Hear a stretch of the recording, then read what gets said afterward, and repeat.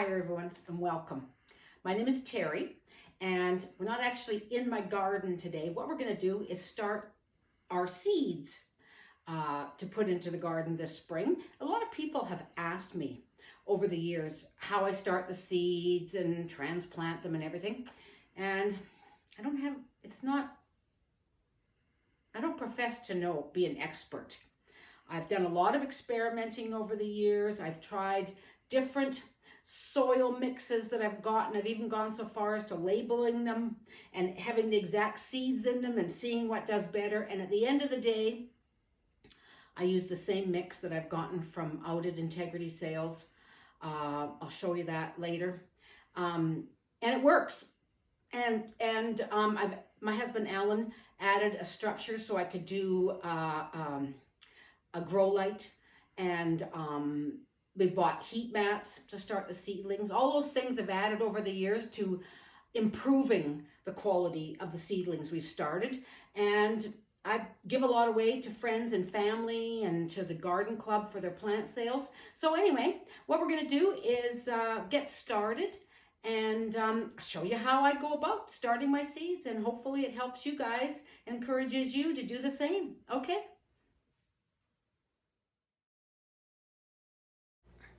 First order of business was cleaning off all the plants that I have growing on this table in this bay window and moving them. Poor cat had to give up her cat tree. It's kind of full of plants now, unless she wants to be down at the bottom. And also the grandkids had to give up a bit of their train table here. But hey, we're ready to go. The table's cleaned off. Day one. Getting these seeds planted. I still need to run out to the shed and get the pots that I use to start them. But so far I have brought up this mix, which I will show you a picture of, which is a fantastic potting mix for seeds. I have my heat mat out being held down so it gets flat again. I really like this seedling heat mat. It's made a big difference the last few years starting these seeds. I brought up my seeds to see what I have left from last year, figuring out what I'm going to get planted first. I use all these colored papers. As you can see from last year, I have quite orange peppers, butternut squash, jalapenos. But I didn't have any that had any kale marked on them, or leeks, which are the first two things I'm going to get started because they can come up and get put out much earlier than most things. And the tomatoes, they sprout so fast that, they're ready to be put out before the weather's warm enough. So I'm going to get started. I'm going to use these. I'm going to mark kale. I'm going to do a couple of different kinds of kale. I use these skewers, and I wrap the colored paper. I cut it in half like this. Like this one. I cut it in half, wrap it around and staple it, and poke them into the pots that I use so that I know which plants are in them. And hopefully none of the little grandchildren come along and move them around and mix me up. But once they come up, you can tell what it is anyways. On to day two. I spent some time last night going through this gardening guide, 2019's. COVID wrote off 2020 going down to the garden center. And on this page 5, they have a planting guide, which is extremely helpful. It pertains to our west coast of British Columbia, but it shows what things could be planted, direct sow, starting seedlings. It's a great help. And so after going through this book, I have decided that I'm not only going to plant leeks and kale to start, I'm actually going to also start my peppers because they take a bit longer and don't get as leggy as the tomatoes. And I have room on the hot mat. And I'm only going to use one of my hot mats. I have two, but I'm just going to use one right now because it fits in here under this grow light. And so I'm going to start a bunch of jalapenos, green, red, and orange peppers, and the kale. I've decided which two of the kale I want to start, and leeks. Now I had one leek package from last year, but I also found these French baby leeks. They are dated a couple of years back, as you can see from the date I'd put on there.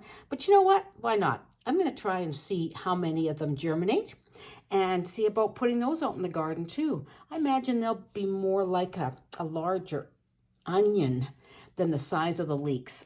So I've got tags made. When I transplant later on, I actually write out tags for every pot. So I make sure that that's what's going in that pot, the plants, when they're individually planted, not the leeks.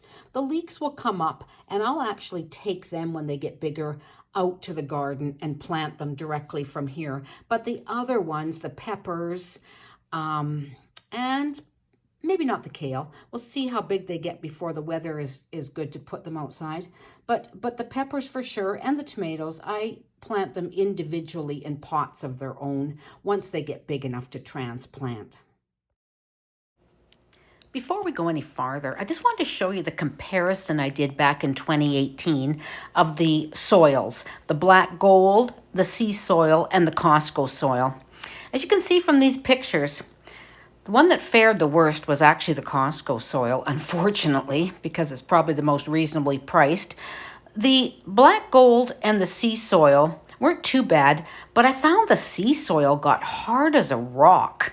I mean, it was just about impossible to loosen up and transplant. It was just, but, you know, it was a good try. And I'll show you what actually I've decided is absolutely the best.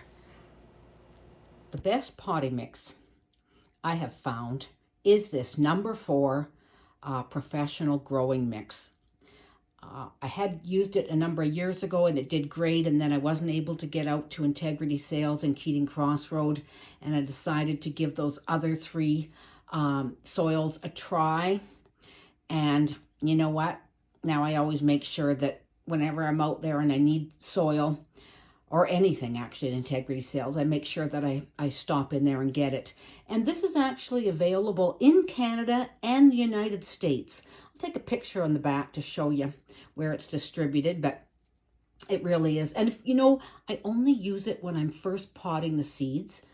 When I transplant them into bigger pots, I actually use an organic composted mix that has more nutrients and stuff in it to continue the growing. This stuff actually has worked good over the years too. But and you know what? I might even mix the composted stuff I have, the soil, with some of this when I transplant them. We'll see in a few weeks' time when we get to that what I decide to do. So here's the information on this product. It's produced and distributed in Canada, out of Alberta, and it's also distributed in the United States out of Agawam, MA. Must be Massachusetts, I guess. Anyway, you can check that out at www.sungrow.com if you're interested in finding out where you can get this product. Or there's some 800 numbers down there you might want to take note of. But it does say up here in the information that, you know, it's good when you're first starting the seeds, but after they strongly recommend you use a high quality fertilizer. So that's why I switched to a better soil, composted, with more nutrients in it for the plants once I transplant them from starting. I've been out to the garden shed and I've now retrieved all the supplies I need. These trays, which will be waterproof, and lift the pots off of the bottom so they're not sitting in water. And to give it more structure, I also use one of these plant tray things that you get from the garden center, so that if you go to lift them for any reason, they're more solid than just flimsy, so that they're good and solid. So I have 2 of those that fit there. And on top of those, after I get these filled with soil and seed, I will cover them with these domes to make a little mini greenhouse that will keep the humidity high, the moisture and everything. I'll have to water them quite as often, hopefully. And these little tops go on here and can turn off the air a bit. Though often I leave them off quite a bit. So give them more fresh air. And that's it. I'm going to get busy and start filling this pot over here with water.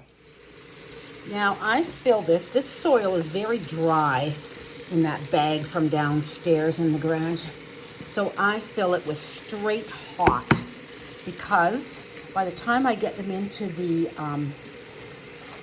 little pots here, they get to about a warm temperature when I put the seeds in, and I think the seeds like it nice and warm. So I fill that up enough that I can mix it up with a spoon or with my hands and get it nice and moist for the seeds to start in.